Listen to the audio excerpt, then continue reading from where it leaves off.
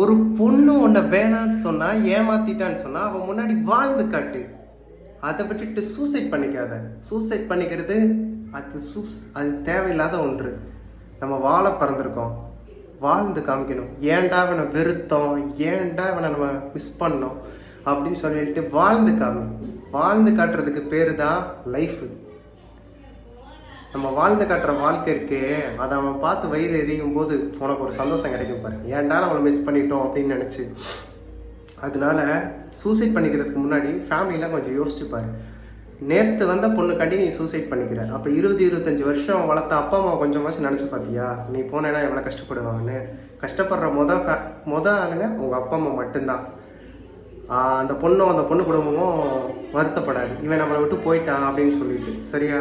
அதனால புத்தியோட செயல்படு. ஒரு பொண்ணுக்காகலாம் உன்னோட லைஃப் எப்பவுமே இழந்துடாது. கண்டிப்பாக பெஸ்ட் ஃபியூச்சர் அதை விட உனக்கு கண்டிப்பாக கிடைக்கும்.